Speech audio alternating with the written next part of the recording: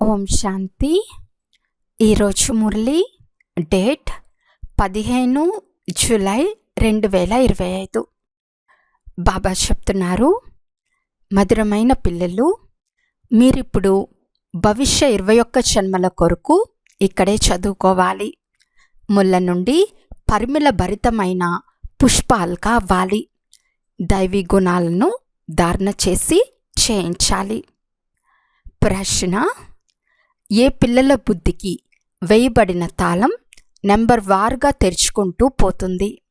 జవాబు: ఎవరు శ్రీమతానుసారంగా నడుస్తూ ఉంటారో, పతిత పావనులైన తండ్రి స్మృతిలో ఉంటారో, చదివించే వారితో ఎవరి బుద్ధి యోగం ఉంటుందో వారి బుద్ధికి వేయబడిన తాళం తెరుచుకుంటూ పోతుంది. బాబా చెప్తున్నారు, పిల్లలు, మేము ఆత్మలము, పరస్పరం సోదరులము. తండ్రి ద్వారా వింటున్నామనే అభ్యాసం చేయండి. ఆత్మాభిమానులుగా అయి వింటూ వినిపిస్తూ ఉంటే బుద్ధి తాళం తెరుచుకుంటూ పోతుంది. ఓం శాంతి. పిల్లలైన మీకు తండ్రి అర్థం చేస్తున్నారు. ఇక్కడ కూర్చున్నప్పుడు కేవలం శివబాబాను మాత్రమే స్మృతి చేయటం కాదు, అది కేవలం శాంతి అయిపోతుంది. కానీ సుఖం కూడా కావాలి. మీరు శాంతిగా ఉండాలి.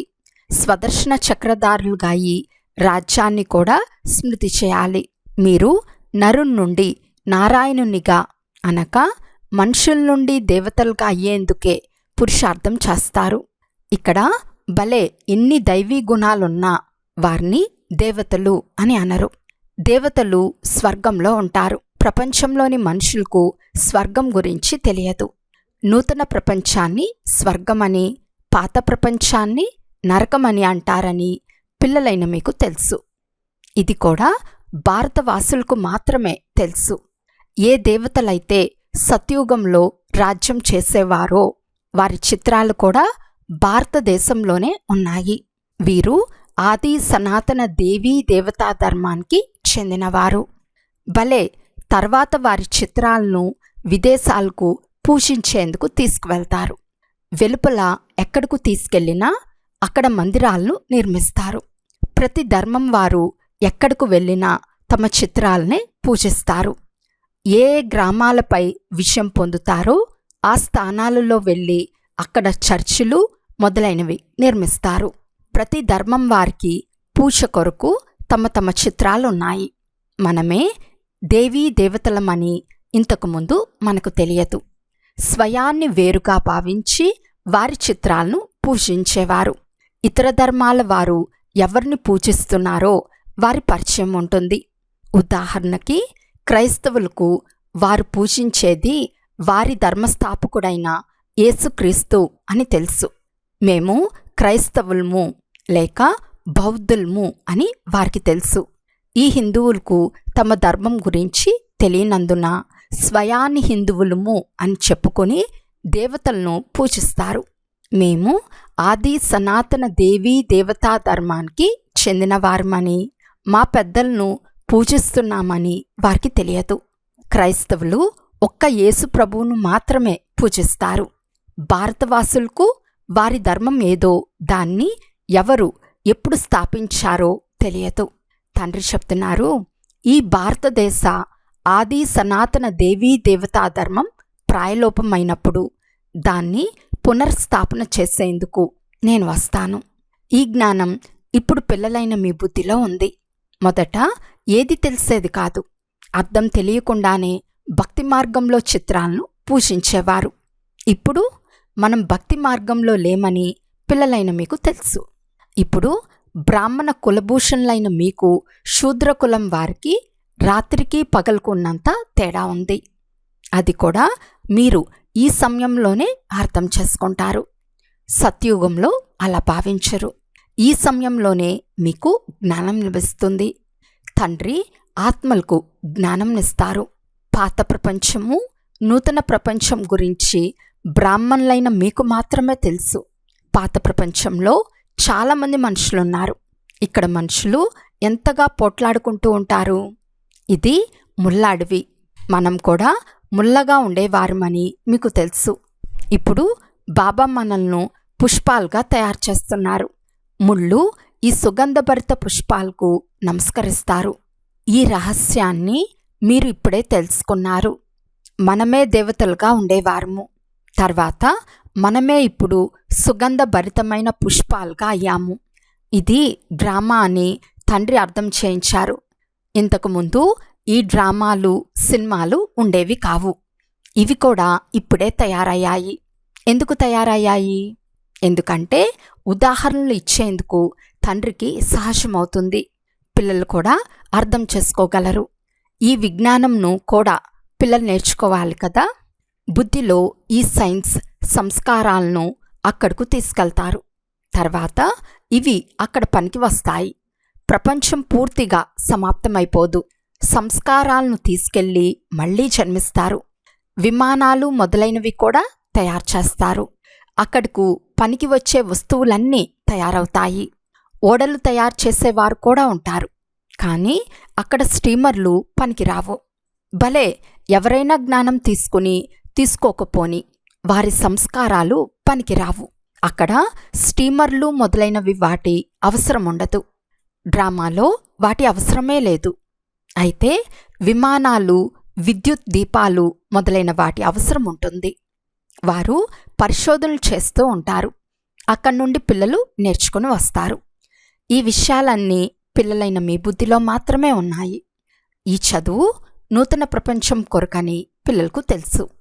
బాబా మనల్ని భవిష్య 21 జన్మల కొరకు చదివిస్తున్నారు. స్వర్గవాసులుగా అయ్యేందుకు మనం పవిత్రంగా అవుతున్నాము. మొదట నరకవాసులుగా ఉండేవారము. ఫలానా వారు స్వర్గస్థులయ్యారని మనుషులంటారు. కానీ మేము నరకంలో ఉన్నామని అనుకోరు. బుద్ధి తాళం తెరవబడదు. పిల్లలైన మీ తాళం నెంబర్ వారుగా నిదానంగా తెరవబడుతుంది. ఎవరైతే శ్రీమతానుసారం నడుచుకుని పతిత పావనులైన తండ్రిని స్మృతి చేస్తారో వారి తాళం తెరవబడుతుంది. బాబా జ్ఞానాన్ని కూడా ఇస్తారు. స్మృతి చేయటం కూడా నేర్పిస్తారు. టీచర్ కదా, కనుక తప్పకుండా చదివిస్తారు. ఎంతెంత టీచర్తో చదువుతూ యోగం ఉంటుందో అంత శ్రేష్టమైన పదవిని పొందుతారు. ఆ చదువులో యోగం ఉండనే ఉంటుంది. మిమ్మల్ని బ్యారిస్టర్ చదివిస్తున్నారని గుర్తుంటుంది. ఇక్కడ తండ్రి చదివిస్తున్నారు. ఇది నూతన విషయం కనుక ఇది కూడా మర్చిపోతారు. దేహాన్ని గుర్తు చేసుకోవటం చాలా సహజం. క్షణక్షణం దేహం గుర్తుకొస్తుంది. మేము ఆత్మలమని మర్చిపోతారు. ఆత్మలైన మనకు తండ్రి అర్థం చేయిస్తున్నారు. ఆత్మలైన మనం సోదరులము. నేను పరమాత్మ అని తండ్రికి తెలుసు. స్వయాన్ని ఆత్మగా భావించి ఇతర ఆత్మలకు కూడా ఈ జ్ఞానాన్ని నేర్పించమని ఆత్మలకు నేర్పిస్తారు. ఆత్మ చెవి ద్వారా వింటుంది. వినిపించేవారు పరంపిత పరమాత్మ. వారిని సుప్రీం ఆత్మ అని అంటారు. ఇతరులకు అర్థం చేయించినప్పుడు నా ఆత్మలో జ్ఞానం ఉంది, దానిని ఈ ఆత్మకు వినిపిస్తున్నాను అని మీ బుద్ధిలో ఉండాలి. బాబా మాకు వినిపించిన దాన్ని ఆత్మలకు వినిపిస్తున్నాను అని బుద్ధిలో ఉండాలి. ఇది పూర్తి నూతన విషయం. మీరు ఇతరులను చదివించినప్పుడు ఆత్మాభిమానులుగా అయి చదివించరు, మర్చిపోతారు. ఇది గమ్యం కదా. నేను ఆత్మ, అవినాశి అని బుద్ధిలో ఉండాలి. నేను ఆత్మ ఈ కర్మేంద్రియాల ద్వారా పాత్రను అభినయిస్తున్నాను. మీరు ఆత్మలు శూద్ర కులంలో ఉండేవారు, ఇప్పుడు బ్రాహ్మణ కులంలో ఉన్నారు. తర్వాత దేవతా కులంలోకి వెళ్తారు. అక్కడ శరీరం కూడా పవిత్రమైంది లభిస్తుంది. మనమంతా ఆత్మలము, సోదరులము. తండ్రి పిల్లలను చదివిస్తున్నారు. మేము పరస్పరంలో సోదరులమని, తోటి సోదరులను చదివిస్తున్నామని పిల్లలంటారు. ఆత్మకే అర్థం చేయిస్తాము. ఆత్మ శరీరం ద్వారా వింటుంది. ఇవి చాలా సూక్ష్మమైన విషయాలు, స్మృతిలోకి రావు. అర్థకల్పం మీరు దేహాభిమానంలో ఉండినారు. ఈ సమయంలో మీరు ఆత్మాభిమానులుగా అయి ఉండాలి. స్వయాన్ని ఆత్మ అని నిశ్చయం చేసుకోవాలి. ఆత్మ అని నిశ్చయం చేసుకుని కూర్చోండి. ఆత్మ అని నిశ్చయం చేసుకొని వినండి. పరంపిత పరమాత్మనే వినిపిస్తారు. అందుకే ఆత్మ పరమాత్మ చాలా కాలం వేరుగా ఉన్నారని అంటారు. అక్కడ చదివించును, ఇక్కడికే వచ్చి చదివిస్తాను. మిగిలిన ఆత్మలందరికీ తమ తమ శరీరాలున్నాయి. ఈ తండ్రి సుప్రీం ఆత్మ, వారికి శరీరమే లేదు. వారి ఆత్మ పేరు శివుడు. ఈ శరీరం నాది కాదని మీకు తెలుసు. నేను సుప్రీం ఆత్మను. నా మహిమ భిన్నమైనది. ప్రతి ఒక్కరి మహిమ ఎవరిది వారిదే కదా. పరంపిత పరమాత్మ బ్రహ్మ ద్వారా స్థాపన చేస్తారని గాయనం కూడా ఉంది కదా. వారు జ్ఞానసాగర్లు, మనుష్య సృష్టికి బీజరూపులు.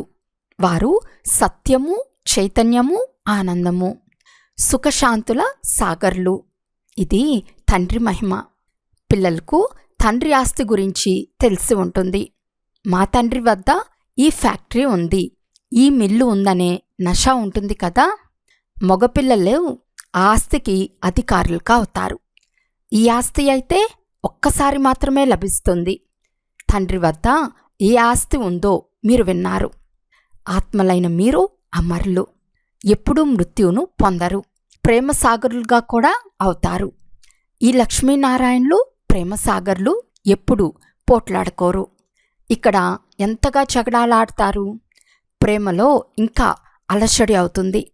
తండ్రి వచ్చి వికారాలను బంద్ చేయిస్తే ఎన్ని దెబ్బలు తింటారు. తండ్రి చెప్తున్నారు, పిల్లలు పావనంగా అవ్వండి, అప్పుడే పావన ప్రపంచానికి అధికారులుగా అవుతారు. కామము మహాశత్రువు. అందుకే బాబా వద్దకు వచ్చినప్పుడు ఏవైతే వికర్మలు చేశారో వాటిని చెప్పేస్తే తేలికైపోతారు అని తండ్రి చెప్తారు. ఇందులో కూడా ముఖ్యమైన వికారం గురించి తెలపాలి. తండ్రి పిల్లల కళ్యాణార్థం అడుగుతారు. ఓ పతిత పావన రండి అని తండ్రినే పిలుస్తారు. ఎందుకంటే వికారాలలో వెళ్ళే వారినే పతితులు అని అంటారు. ఈ ప్రపంచం కూడా పతితంగా ఉంది. మనుషులు కూడా పతితులుగానే ఉన్నారు. పంచతత్వాలు కూడా పతితంగానే ఉన్నాయి. అక్కడ మీ కొరకు తత్వాలు కూడా పవిత్రమైనవి కావాలి.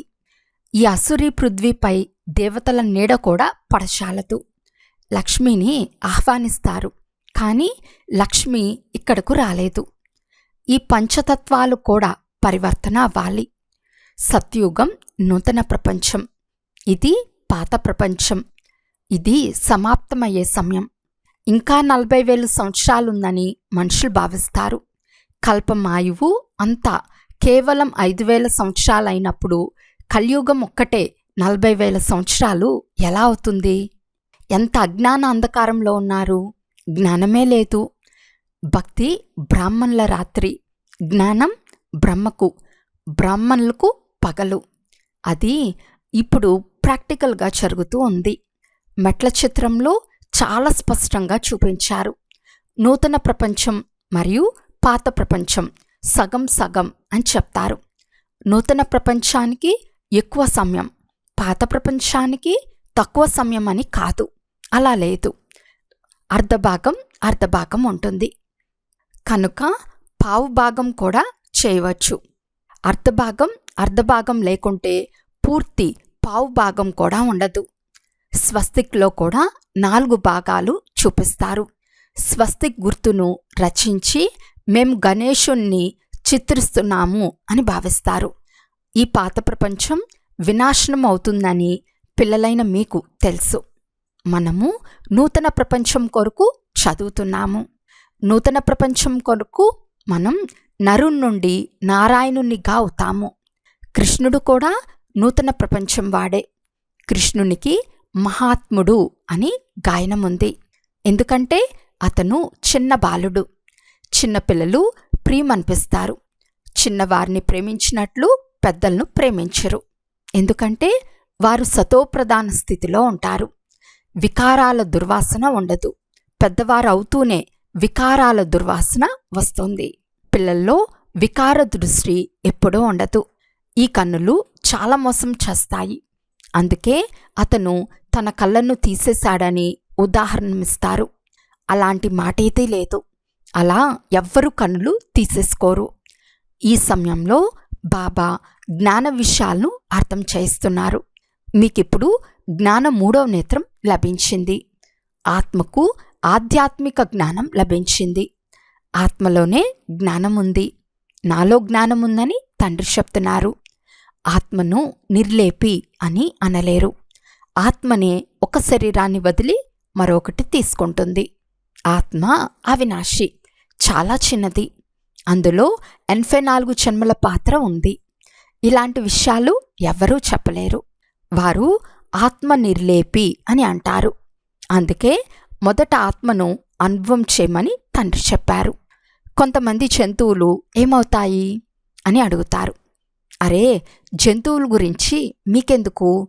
వాటి మాట వదిలేయండి. మొదట ఆత్మను అనుభూతి చేయండి. నేను ఆత్మను, ఎలా ఉన్నాను, ఏమిటి? స్వయాన్ని ఆత్మ అనే తెలుసుకోలేదు అంటే నన్నేమి తెలుసుకుంటారని తండ్రి అడుగుతున్నారు. ఇవన్నీ చాలా సూక్ష్మమైన విషయాలు పిల్లలైన మీ బుద్ధిలో ఉన్నాయి. ఆత్మలో 84 జన్మల పాత్ర ఉంది. అది అభినయిస్తూ ఉంటుంది. అంతా డ్రామాలో నిశ్చయమై ఉంటే మేమెందుకు పురుషార్థం చేయాలని కొందరు అడుగుతారు. అరే, పురుషార్థం చేయకుండా నీరు కూడా దొరకదు. డ్రామానుసారం తనంతటకు తానే అంతా లభిస్తుందని కాదు. కర్మ అయితే తప్పకుండా చేయాల్సిందే. మంచి లేక చెడు కర్మలు ఉంటాయి. ఇది బుద్ధి ద్వారా అర్థం చేసుకోవచ్చు. తండ్రి చెప్తున్నారు, ఇది రావణ రాజ్యం. ఇందులో మీరు చేసే కర్మలు వికర్మలుగా అవుతాయి. అక్కడ వికర్మలు జరిగేందుకు రావణ రాజ్యమే ఉండదు. నేను మీకు కర్మ అకర్మ వికర్మల గతి అర్థం చేయిస్తాను. అక్కడ మీ కర్మలు అకర్మలుగా అవుతాయి. రావణ రాజ్యంలో కర్మలు వికర్మలుగా అవుతాయి. గీతా పాఠకులు కూడా దీని అర్థంను తెలిపించారు. వారు కేవలం చదివి వినిపిస్తారు. సంస్కృతంలో శ్లోకాలు చదివి హిందీలో అర్థం చెప్తారు. తండ్రి చెప్తున్నారు, గీతలో కొన్ని పదాలు సరిగ్గా ఉన్నాయి. భగవాను వాచ అనేది రైటే, కానీ భగవంతుడు అని ఎవరిని అంటారో ఎవ్వరికీ తెలియదు. అచ్చా, మధురాతి మధురమైన అపురూపమైన పిల్లలకు మాతాపిత బాప్దాదాల ప్రియ స్మృతులు మరియు గుడ్ మార్నింగ్. ఆత్మిక పిల్లలకు ఆత్మిక తండ్రి నమస్తే. ఆత్మిక తండ్రికి ఆత్మిక పిల్లల యొక్క ప్రియ స్మృతులు మరియు నమస్తే నమస్తే నమస్తే. ధారణ కొరకు ముఖ్య సారము. ఫస్ట్ పాయింట్, బేహద్ తండ్రి ఆస్తికి ఆత్మనైన నేను యజమానిని. ఎలాగైతే తండ్రి శాంతి పవిత్రత ఆనందాలకు సాగర్లో, అలా ఆత్మనైన నేను కూడా మాస్టర్ సాగరుడును. ఇదే నషాలో ఉండాలి. సెకండ్ పాయింట్, డ్రామా అని అనుకుంటూ పురుషార్థంను వదిలేరాదు. కర్మ తప్పకుండా చేయాల్సిందే. కర్మ అకర్మ వికర్మల గతిని అర్థం చేసుకుని సదా శ్రేష్ఠ కర్మలే చేయాలి. ఈరోజు వరదానము. సమయం యొక్క మహత్వాన్ని తెలుసుకుని స్వయాన్ని సంపన్నంగా చేసుకునే విశ్వానికి ఆధారం మూర్తి భవ. మొత్తం కల్పానికి సంపాదించుకునే శ్రేష్ఠ కర్మల రూపీ బీజాన్ని నాటే 5000 సంవత్సరాల సంస్కారాల రికార్డును నింపుకునే విశ్వ కళ్యాణం లేక విశ్వ పరివర్తన జరిగే సమయం ఇప్పుడు నడుస్తూ ఉంది. ఒకవేళ సమయం యొక్క జ్ఞానం గలవారు కూడా వర్తమాన సమయాన్ని పోగొట్టుకుంటే లేక రాబోయే సమయంపై వదిలేస్తే అప్పుడు సమయం యొక్క ఆధారంపై సొంత పురుషార్థం జరిగినట్లు అవుతుంది. కానీ విశ్వం యొక్క ఆధారమూర్తి ఆత్మలు ఏ విధమైన ఆధారంపై నడవరు. వారు ఒకే అవినాశి సహాయం యొక్క ఆధారంపై కలియుగ పతిత ప్రపంచం నుండి దూరమై స్వయాన్ని సంపన్నంగా చేసుకునే పురుషార్థం చేస్తారు.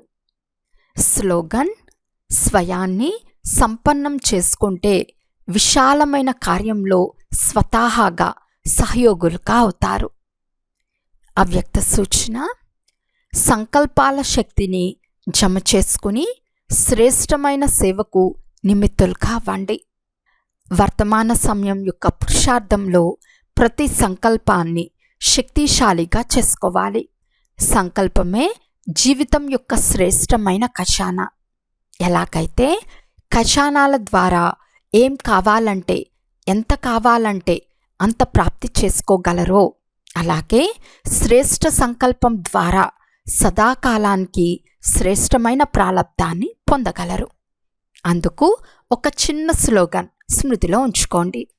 ఆలోచించి అర్థం చేసుకుని చేయాలి మరియు మాట్లాడాలి.